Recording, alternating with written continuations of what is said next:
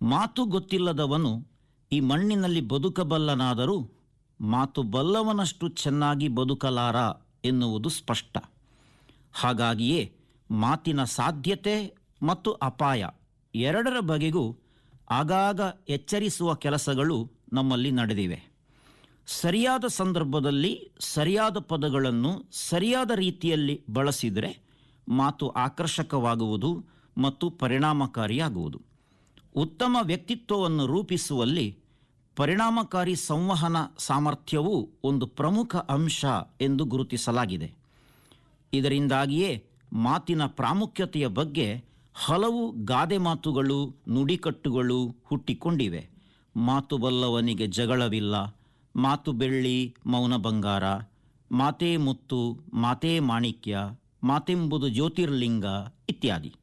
ಹಾಗೆಯೇ ಮಾತು ಹೆಚ್ಚಾದರೂ ಕಷ್ಟ, ಮಾತು ಮನೆ ಕೆಡಿಸಿತು, ಎಲುಬಿಲ್ಲದ ನಾಲಗೆ ಎಲುಬು ಮುರಿದೀತು, ಈ ಬಗೆಯ ಋಣಾತ್ಮಕ ಗಾದೆಗಳು ಪ್ರಚಲಿತದಲ್ಲಿವೆ.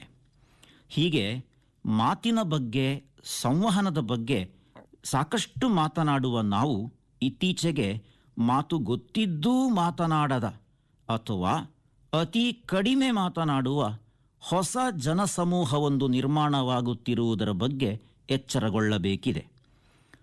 ತಂತ್ರಜ್ಞಾನದಿಂದ ನಾವೆಲ್ಲ ಸಾಕಷ್ಟು ಮುಂದುವರಿದವರಾಗಿದ್ದೇವೆ. ಶ್ರವ್ಯ ಮಾಧ್ಯಮ, ದೃಶ್ಯ ಮಾಧ್ಯಮಗಳ ಮೂಲಕ ನಮ್ಮ ಪ್ರಾದೇಶಿಕ ಭಾಷೆಗಳು ಸಾಕಷ್ಟು ವಿಸ್ತಾರವನ್ನು ಪಡೆದುಕೊಳ್ಳುತ್ತಿರುವುದನ್ನು ಕಂಡು ನಾವು ಸಂತೋಷಿಸುತ್ತೇವೆ. ಒಂದು ಹಂತದವರೆಗೆ ಇದು ನಿಜವೂ ಹೌದು. ಆದರೆ ನವಮಾಧ್ಯಮಗಳಿಗೆ ಮಾರು ಹೋಗಿರುವ ನಮ್ಮ ಯುವ ಸಮೂಹವು ಮಾತಿನ ಸಂವಹನವನ್ನು ತುಂಬ ಕಡಿಮೆ ಮಾಡುತ್ತಿವೆ ಎಂಬುದನ್ನೂ ಗಮನಿಸಬೇಕಾಗಿದೆ.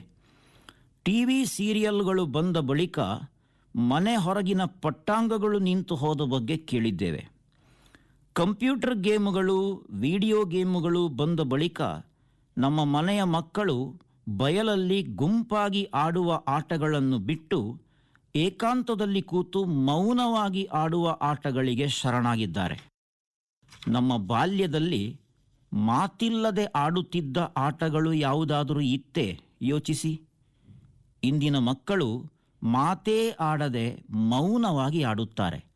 ಮಾತಿನ ವಲಯಗಳು ಕಡಿಮೆಯಾಗುತ್ತಿದೆ. ಇತ್ತೀಚೆಗೆ ನವಮಾಧ್ಯಮಗಳಲ್ಲೇ ತಲ್ಲೀನರಾಗಿರುವ ಯುವ ಜನತೆ ಅಲ್ಲೂ ಮಾತಾಡೋದಿಲ್ಲ.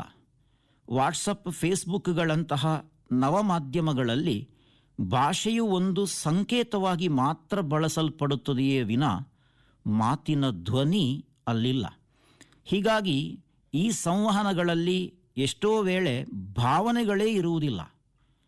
ಕನ್ನಡ ಭಾಷೆಯ ಸಂವಹನಕ್ಕೂ ಆಂಗ್ಲ ಲಿಪಿಯನ್ನೇ ಬಳಸಲಾಗುತ್ತದೆ. ಅಲ್ಲಿ ಕನ್ನಡ ಲಿಪಿ ಬಳಕೆಯೇ ಕಡಿಮೆಯಾಗುತ್ತದೆ. ಇಂದು ಸಂವಹನ ಎನ್ನುವುದು ವ್ಯಕ್ತಿಯಿಂದ ವ್ಯಕ್ತಿಗೆ ಎನ್ನುವುದರ ಬದಲಾಗಿ digital person to digital person ಎಂದಾಗಿದೆ. ಮಾತು ಗೊತ್ತಿದ್ದೂ ಮಾತನಾಡದ ಈ ಮನಸ್ಥಿತಿಗೆ ತಜ್ಞರು ಲಿಂಗ್ವಿಸ್ಟಿಕ್ ಅಫೇಸಿಯಾ ಎಂದು ಹೆಸರಿಸಿದ್ದಾರೆ. ಇಂದು ಇದು ಗಂಭೀರ ಸಮಸ್ಯೆ ಎಂದೆನಿಸದೇ ಹೋದರೂ ಭಾಷೆಯ ಉಳಿವಿನ ದೃಷ್ಟಿಯಿಂದ ಇದೊಂದು ಭವಿಷ್ಯದ ಸವಾಲು ಎನ್ನುವುದನ್ನು ಮರೆಯಬಾರದು. ಇದುವರೆಗೂ ಡಾಕ್ಟರ್ ವರದರಾಜ ಚಂದ್ರಗಿರಿ ಅವರಿಂದ ಚಿಂತನ ಕೇಳಿದಿರಿ. ರಾಜ್ಯವ್ಯಾಪಿ ಪ್ರಸಾರವಾದ ಈ ಕಾರ್ಯಕ್ರಮ ಆಕಾಶವಾಣಿ ಮಂಗಳೂರು ಕೇಂದ್ರದ ಕೊಡುಗೆ.